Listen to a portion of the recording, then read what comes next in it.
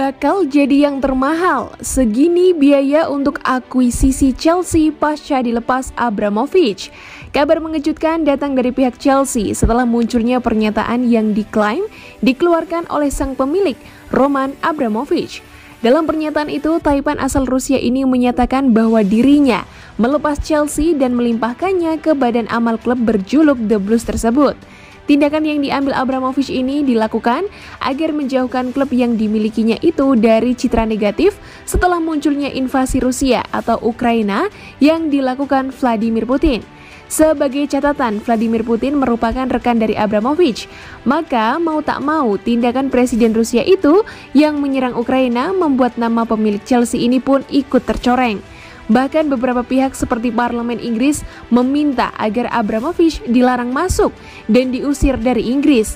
Selain itu, asetnya seperti rumah bernilai 2,1 triliun rupiah dan Chelsea harus disita.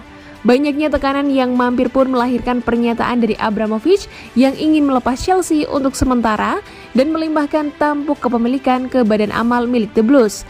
Dilansir dari laman Bloomberg Queen, jika ada investor yang ingin mengakuisisi Chelsea dari tangan Abramovich, maka investor tersebut harus mengeluarkan dana hingga 2,1 triliun dolar atau sekitar 30 triliun rupiah.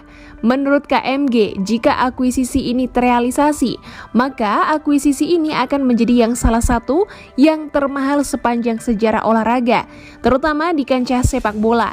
Nilai sebesar itu dikarenakan nama besar Chelsea sebagai brand internasional sekaligus nilai aset yang dimiliki Chelsea serta utang yang dimiliki The Blues kepada Roman Abramovich.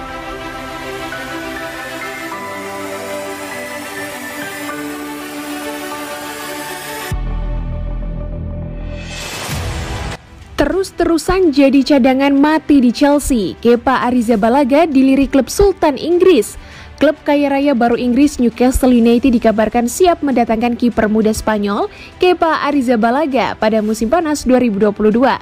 Klub kaya raya baru Newcastle United dikabarkan akan kembali melakukan manuver demi mendatangkan pemain baru pada musim panas 2022. Target terbaru The Magpies ialah kiper asal Spanyol Kepa Arrizabalaga yang kerap menjadi cadangan di Chelsea.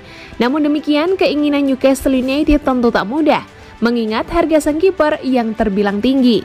Chelsea dikabarkan akan mendengarkan klub yang berani menggelontorkan dana tak kurang dari 50 juta pound sterling atau sekitar 963 miliar. Tentunya dana dengan jumlah tersebut tidak akan terlalu sulit bagi Newcastle United yang belakangan banyak menggelontorkan dana untuk memperbaiki skuadnya. Pelatih Newcastle United Eddie Howe memang dikenal sejak lama ingin mendatangkan kiper baru. Hal ini dilakukan untuk memberi efek persaingan bagi kiper asal Slovakia Martin Dubravka yang cukup nyaman berada di posisi utama. Kepa Arrizabalaga sendiri justru lebih banyak dicadangkan, meskipun dikenal memiliki kemampuan yang cukup mumpuni sebagai penjaga gawang. Dia didatangkan dari klub Liga Spanyol Athletic Bilbao sebagai pengganti kiper Belgia Thibaut Courtois yang hengkang ke Real Madrid. Seiring dengan blunder yang justru lebih banyak dilakukan, Kepa kemudian tergantikan oleh kiper lain. Peluang sang pemain untuk hengkang cukup terbuka, meskipun kontraknya bersama Chelsea masih tersisa 3,5 tahun.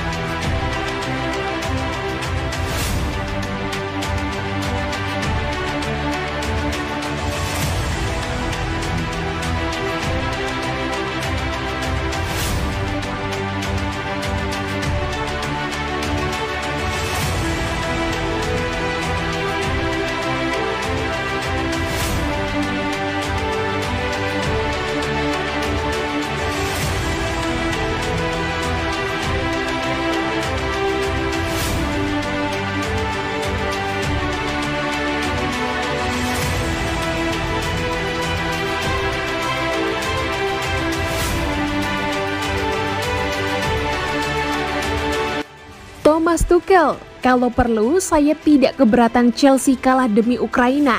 Seperti yang diketahui, Rusia telah mendeklarasikan perang terhadap Ukraina.